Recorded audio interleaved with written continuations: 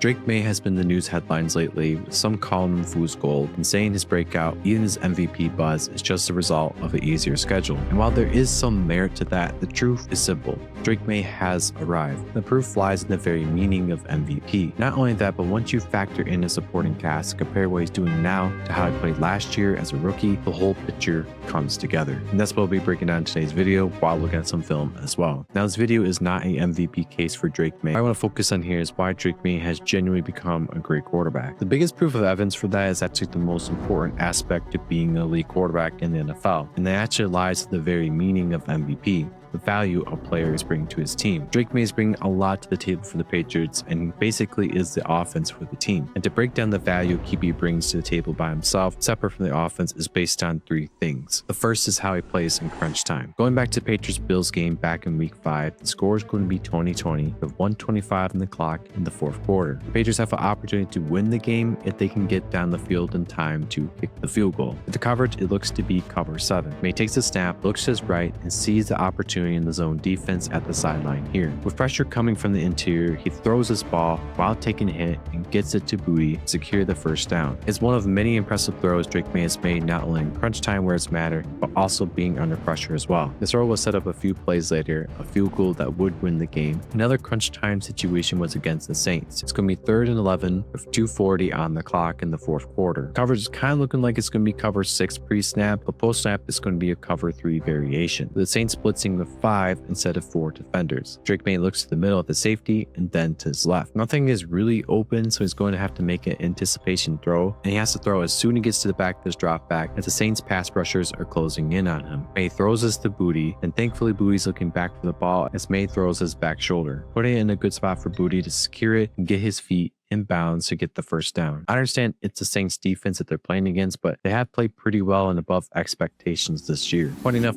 these explosive plays are also the other important evaluator on how much a QBs bring to the table. Big time throws are critical because they're aggressive, down the field throws in tight windows, which are different from schemed up or wide open throws. For those, it's the expectation that quarterbacks just hit those. Drake Maye is making a lot of big time throws and that's without putting the ball in harm's way often. At a 28 quarterback, Drake Maye ranks 6th in big time throw percentage, and that is with having a 2.6% turnover worthy play rate, which is pretty good given how often he's making big time throws. To look at one of these big time throws against the Buccaneers, it's going to be 3rd and 14. The score is 21-16. Coverage is presenting itself as cover 4 pre-snap, but moves to cover 3 post-snap. Maye taking the snap, looks to the middle, and then quickly to his right, and settles in at the end of his drop back, waiting for Hollins to put a move on the corner. Now, Maye is going to take a hit, but still delivers a 50-ish yard bomb to Hollins. It's a huge throw in the fourth quarter, and it shows Drake Maye's willingness to make explosive plays. Now, if you enjoyed the video, please watch the rest of the video and leave a like or comment. Being good under pressure is the last critical component on how much value QBs bring to the table. This is something that Drake Maye has been very good at overall this year. According to Pro Football Focus, Drake Maye is ranked 4th out of 26 quarterbacks in passing grade under pressure. The unique thing about Drake Maye under pressure is that he is 1st in yards per attempt at 8.5 yards. Usually, this might be a sign that a quarterback's wide receivers are doing all the work with yards after the catch, but that's why there's another measure, ADOT, which is average depth of target, that tells you how many yards downfield a receiver is on average, and that is 12 yards per attempt, and he ranks 4th in the stat, which means this: Maye, when pressure, is making explosive throws under pressure. Early on in the Bucs game, Maye is going to be facing a 3rd down situation. The Buccaneers are presenting the coverage as cover 3, but was sending the house. Drake Maye is going to have 2 unblocked defenders coming at him, and he waits long enough for Stephon Diggs to get open on the slant. He fires his ball accurately with a guy literally in his face. In the same game, the Patriots will see another 3rd down. It kind of looks like the Bucs are running a cover 2 variation, and to be honest with you, I just don't really know what they're running. Drake Maye takes the snap though, and has pretty much nothing open. The pocket though is being pushed into him, so he moves left, sees the big boy moving towards him, jukes him out, which isn't that hard, and sets his feet at the linebacker steaming towards him, and fires this to Mac Hollins over the middle through a difficult window, securing the first down and extending the drive. Now, here's where things get interesting. In the beginning of the video, I mentioned the hate he's been getting because of the schedule. I'm just not going to debate the schedule argument because I do agree that it is one of the easier schedules in the NFL. What I will say is that in contrast, if you're going to look at strength of schedule, you should be looking at the team you're saying is drastically better than the other teams they're facing. And that's where things start to look different. When I look at the Patriots offense, I see a situation that has stabilized, not necessarily changed drastically. This is obviously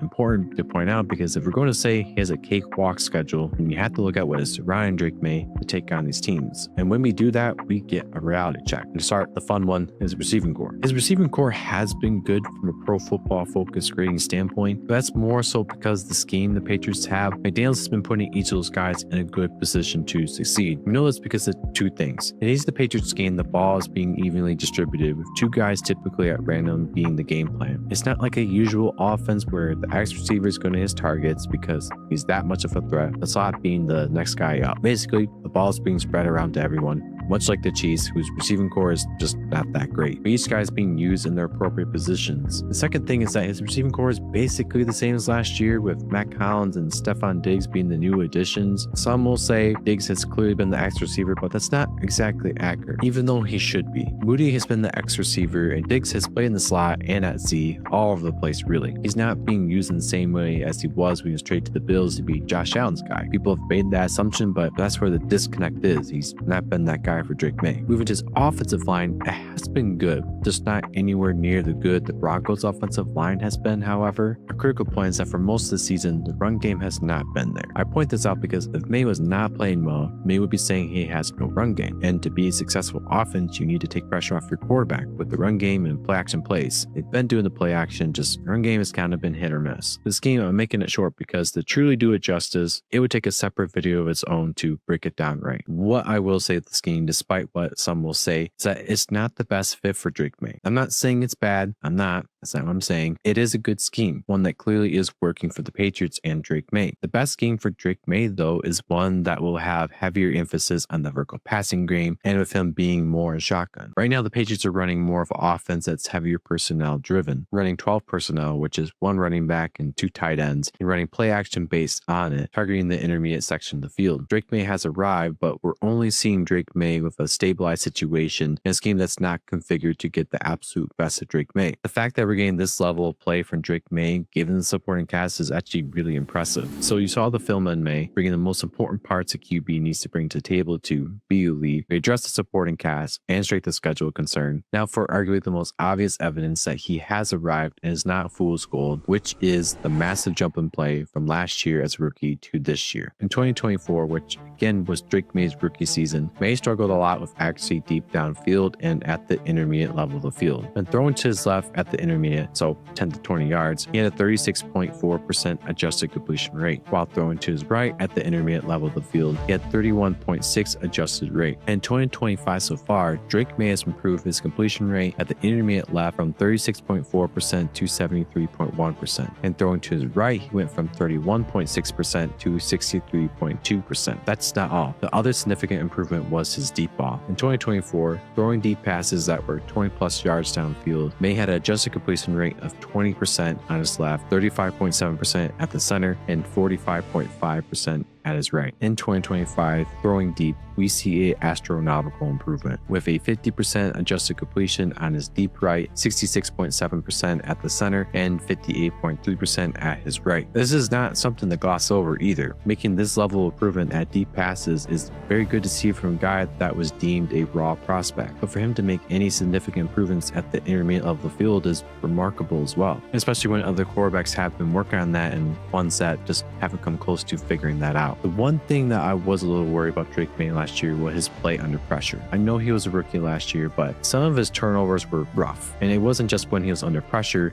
which we'll get into in a moment, but it also was when he was kept clean and was making some head-scratching decisions. This was the case for most of his rookie year. This year has been drastically different. His head-scratching plays are down quite a bit, and his turnovers are due to him just trying to make plays. When you're trying to make low percentage throws anyways, mistakes are just natural to happen. I mentioned his important under pressure plays earlier, and that was the last improvement in his game. Going back to last year, Drake Maye was below average in his play under pressure. For context, this is still impressive given how bad his offensive line was and their situation overall. He ranked 39th out of 43 quarterbacks while under pressure, having a 4.5 turnover-worthy play percentage, which ranked him 21 out of 43 quarterbacks. Also, he was surprisingly ranked 15 out of 43 QBs and adjusted completion percentage at 66.7% while under pressure. This is interesting given that at draft time, people were saying he's a very inaccurate QB. In comparison to now in 2025, so far at least, Drake Maye has improved drastically, ranking 4th out of 41 quarterbacks with a 61.7 passing grade. His turnover-worthy play rate is down 1.2%, under pressure at 3.3%. Even his adjusted completion rate is even better at 72.1%. Improving this much in only his second year in a situation that has improved but hasn't drastically changed and become like the Bears, the Vikings supporting cast. Like, that's really what I'm trying to get at. And that is outstanding. I think there's plenty of evidence that Drake Maye has officially arrived. What about Justin Fields, where his time is up in the NFL? Yet, if he fixed one really important thing, he would be a great quarterback. Check out that video here or my previous video on why NFL teams love Tyler Shock. Or if you want to watch my Drake Maye draft take, check that out here.